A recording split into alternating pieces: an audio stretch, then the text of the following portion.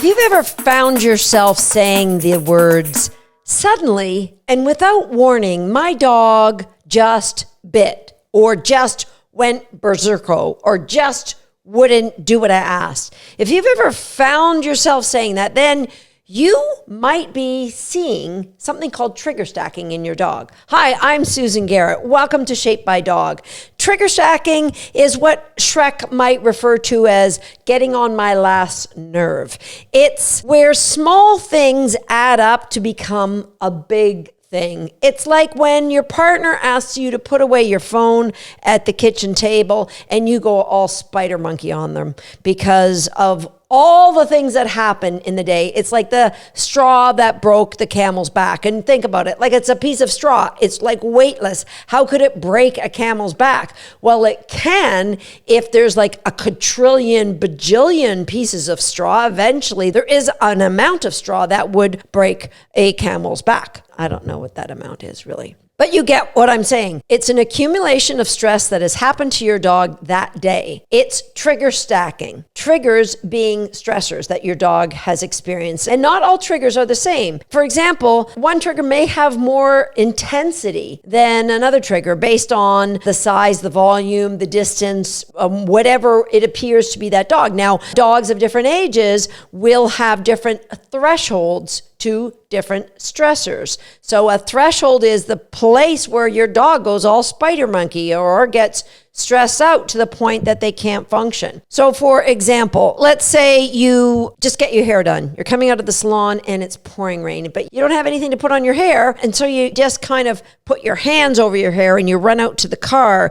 And then you get to the car and you realize you don't have your keys and your phone is locked in the car. So you're stressed a little bit. There's rain.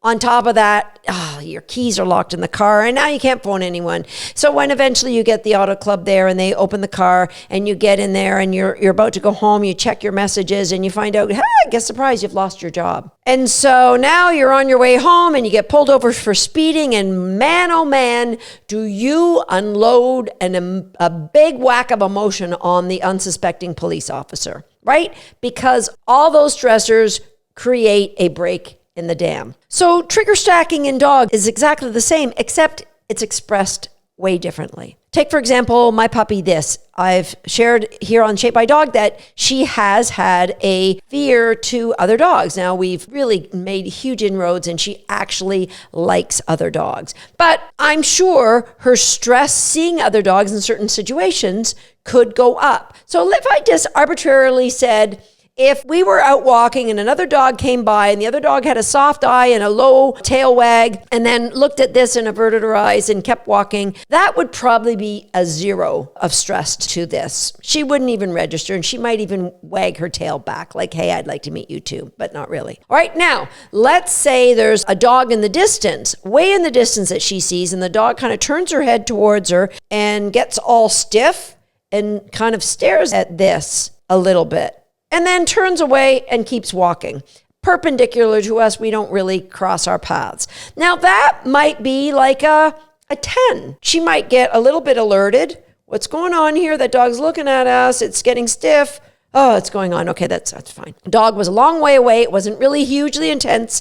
And the dog left. So probably let's give that a score of 10. Now, let's have a dog at a distance, get stiff, looks at us, and then starts kind of walking towards us. That might be a score of 50. Now at 50, she might be getting close to her threshold. And then if we get that same dog running towards her and barking, well, let's call that 100. And the dog may have nothing bad in mind, but just that event may cause her to go over threshold. So that is a single event. We might have had a great old day up to that point, but that one event might have put her over threshold. And here's what happens is the dog gets dumped with adrenaline because adrenaline is telling the dog, you better stay aware, something bad might happen. And then that adrenaline triggers the stress hormone cortisol, and the intensity of the event causes a big dump of cortisol in her system. And guess what? Cortisol cortisol takes an hour on average. I mean, it's not the same for all dogs, but on average, the half-life of cortisol is an hour, which means an hour after the event, half those stress levels could still be there in the dog. So if they get uncomfortable at a stress level, arbitrary numbers again, of say 50, and she just experienced a stress level of 100, then an hour later, she's still going to be very, very close to being over a threshold. Okay, so now let's see how our dogs exhibit stress in their bodies. We're going to go back to episode number 4 here on Shape by Dog, temp. So tail. First of all, a dog with a curious tail, it might go up as they're trying to decide, is this danger or should I be afraid? If they're trying to be posture and say, I'm really big and you better stay away, the tail might get stiff. If they're worried, the tail might immediately go along between their legs and right along their belly. If they're not as afraid, but they're cautious, you might get a low tail wag between the hocks. And if they are really about to pounce, that tail might get stiff. It might go straight out from the body. There's a number of things that the tail could show you. Now, the ears and the eyes. So the ears, they might be very erect when they're looking, but if they're not comfortable and they're trying to ward off, they might kind of go off to the side, or they might rotate back, curl back towards each other so that they're high back up on each other. Now, obviously, a dog with pricky ears is going to be very, very different than a dog with floppy ears, but you'll see that same movement. Confident with a floppy ear dog, it's going to go up. If they're a little bit worried, it might rotate back, okay? So the eyes now, like a dog who is stressed, they might do what a walleye, so you can see the whites of their eyes. Their eyes are big and dilated. They might have a hard eye, which means they're staring hard at that other dog. They might shift their gaze and shift back as a sign of, I'm getting very, very stressed in this environment. They might turn their head away entirely, saying, yeah, this isn't good. I'm really trying to alleviate some of the stress by turning away.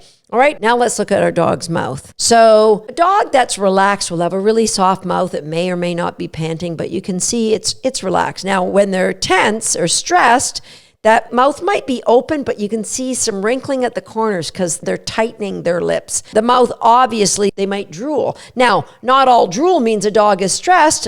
Some drool might be like, I'll have what she's having, right? You can't take any one of these characteristics and say, oh, that dog is stressed. That dog is getting really upset. But in combination with others in the situation, you can say, okay, my dog needs me to intercept here. We got some problems. So the dog might lick their lips. They might lick the tip of their nose. They might open mouth pant, even though it's not hot out. They might peel their lips back, not making any noise, but just peel their lips back to show all their teeth. Or they might make noise. They might growl. They might whine that goes up at the end. It's a very distinct whine. It goes very, very high at the end. They might growl, they might snarl, they might air snap, they might bite. So all of these characteristics can be escalating, can be seen in combination. It could be I'm uncomfortable, I'm stressed, or I feel afraid and I want to protect myself. Now we go to the P, the posturing. So a dog who is curious, they might get big, but a dog who's a little worried, they might start crouching. They might pick up one paw. That's often a sign that the dog is a little bit stressed. They might turn their body sideways. They might retreat from the situation, back up. They might start scratching either around their collar or just in front of their armpit. They might start like scratching the air, it looks like. These are all signs that there could be stress. They might shake off, meaning they kind of turn away and shake their whole body all the way down to the tail. And the thing is, things like a shake off might happen after the stress has gone by. It's a way that they are eliminating the stress from their body. A dog who is stressed, all the hair behind their head, they might get piloerection, where all the hair goes up on their head. You might see the dog tremble, just tremble. You also might see them, I guess this is more mouth, but yawn. A big yawn where the jaw just kind of shudders at the end. It's one of the and then a big shudder at the end.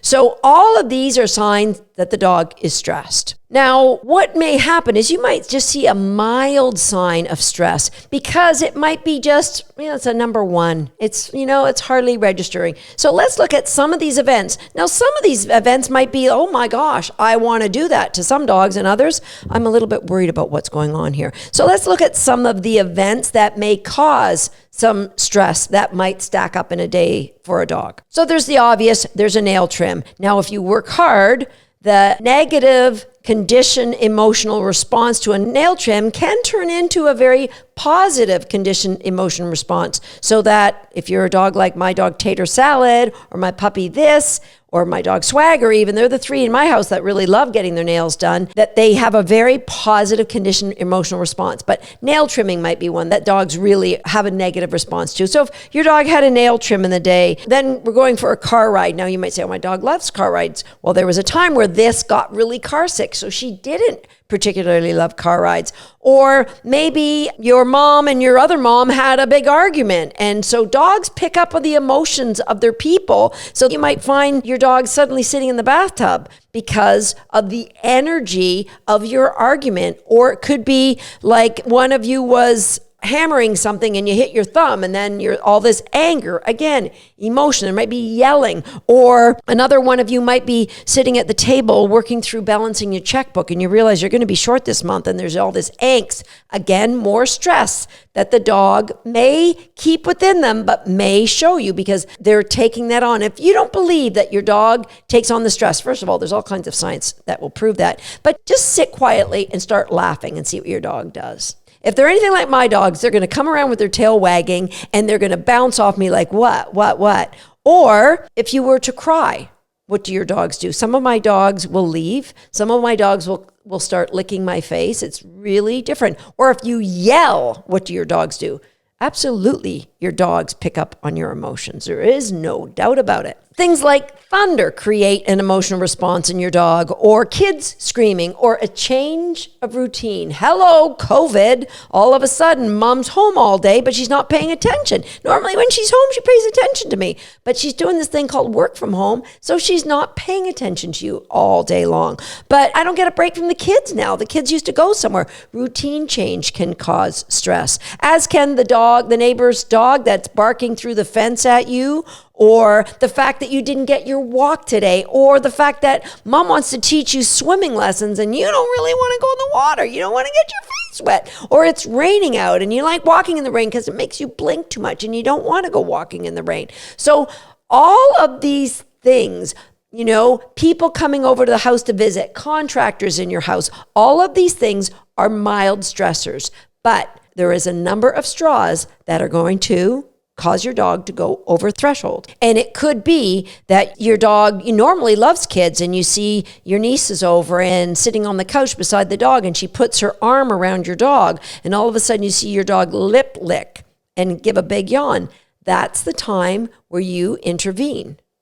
And you say, hey, let's get off the couch and play ball. So you're changing the interaction between the child and the dog so that it's one where the child isn't physically in contact. So, a lot of kids like to poke or hug or squeeze the paw or look in the lips. And again, some days that might be okay, but some days it might not be. And if you're aware of all those signs of stress, you can then say, I'm going to stop the stress or alleviate those triggers. So what can you do if you see that your dog is stressing? Well, the first thing, you're listening to this podcast, so this is great because you are now aware of trigger stacking, and it now makes sense why your dog suddenly did X. And so now what we want to do is, what do you do when you see your dog stressed? First thing is, you're going to either remove the trigger that's causing the stress or remove the dog from the environment. That's the first thing.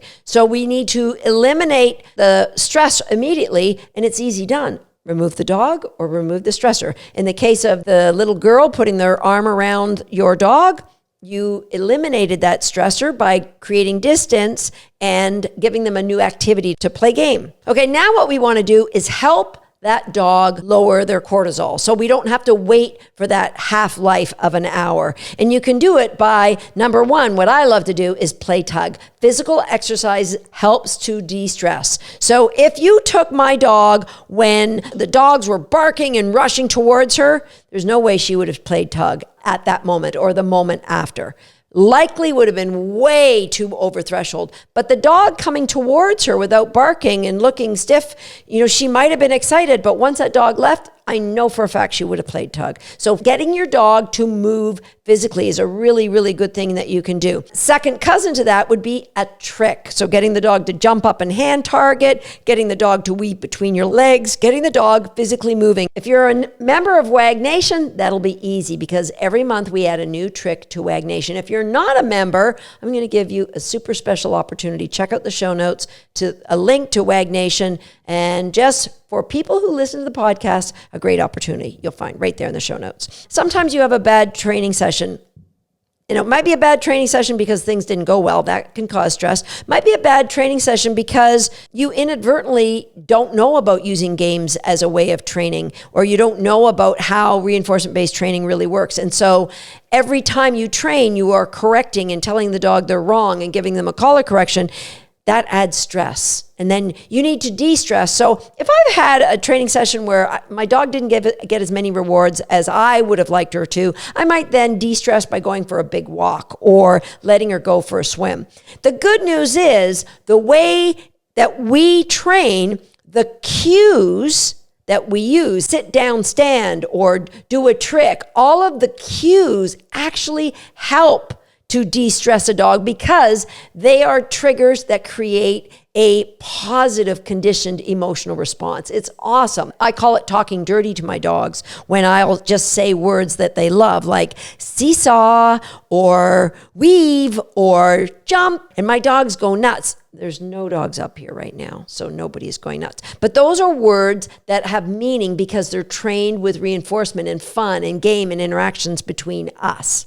Okay, the next thing you're going to do is you're going to go home and you're going to go in your journal and you're going to write what happened and you're going to plan. Because the best way we can serve our dogs is to start minimizing the things that are triggering them in their life. And in order to do that, what we're going to have to do is generalize all of the positive CERs to all different environments. So, my dog may love to tug here in my office or downstairs in the kitchen and in the living room. And I want to grow that to outside the house and down the road in the park and all these different, we want to create CERs that generalize beyond the little bubble that we live in. We want to take those things on the road so that we have these positive CERs that help de-stress a dog when they've had a minor incidence of stress. The second thing you want to do is you want to make a list of all the things that stress your dog. Now, I gave you a few examples, but there may be others like going to the vets or living through a thunderstorm